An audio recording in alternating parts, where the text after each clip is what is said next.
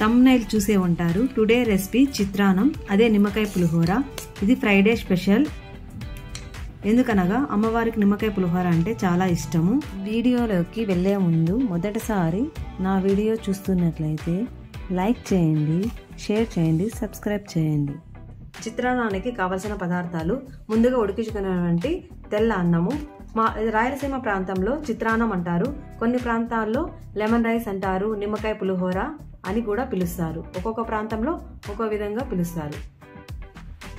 నూనె కాగిన తర్వాత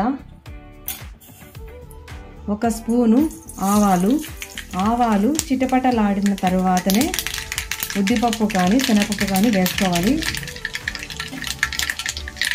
1 టేబుల్ స్పూను పచ్చిశనగపప్పు, 1 టేబుల్ స్పూను ఉద్దిపప్పు. ఇవి కొద్దిగా ఫ్రై అయిన తర్వాత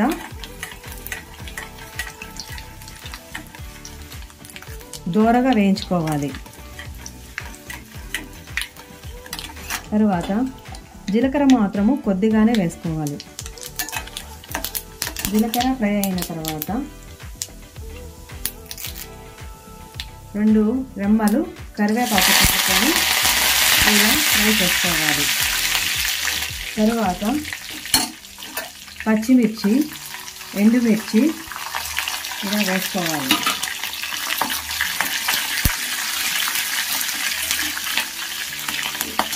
దూరగా వేగిన తర్వాత పసుపు తగినంత,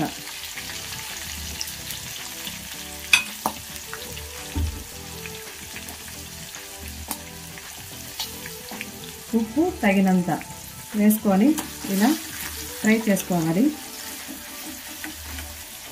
దించుకునే ముందుగా కొద్దిగా ఇంగువ వేసుకోవాలి. ఇంగువ వేసుకొని ఇలా ఫ్రై చేసి దించేయాలి. ముందుగా తయారు చేసుకున్నటువంటి తాలింపుని ఈ తెల్లన్నం, ఉడికించుకున్నటువంటి తెల్లన్నంలోకి ఈ విధంగా కలుపుకోవాలి.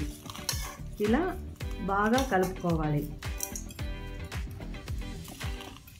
ఇలా కలుపుకున్న తర్వాత నేను 1 గ్లాస్ రైస్ తీసుకున్నాను కాబట్టి 1 నిమ్మకాయని ఇలా పిండుకోవాలి. ఈ నిమ్మకాయని తాలింపులో వేసుకోకూడదు, ఎందుకంటే చేదుగా ఉంటుంది కాబట్టి ఇప్పుడు కలుపుకుంటే చాలా బాగుంటుంది. ఇలా నిమ్మకాయ అంతా పిండిన తర్వాత ఇలా చేత్తో బాగా కలయి తిప్పుకోవాలి.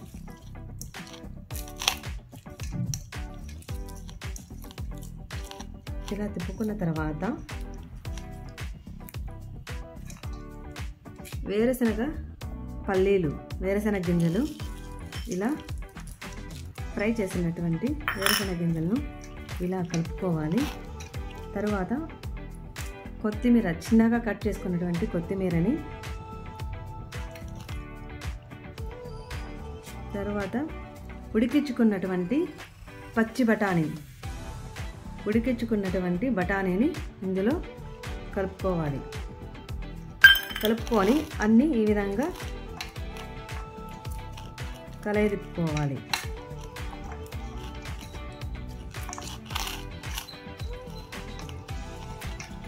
ఇలా అంతా బాగా కలయి తిప్పుకోవాలి. ఇప్పుడు ఎంతో రుచికరమైన చిత్రాన్నము రెడీ ఫ్రెండ్స్.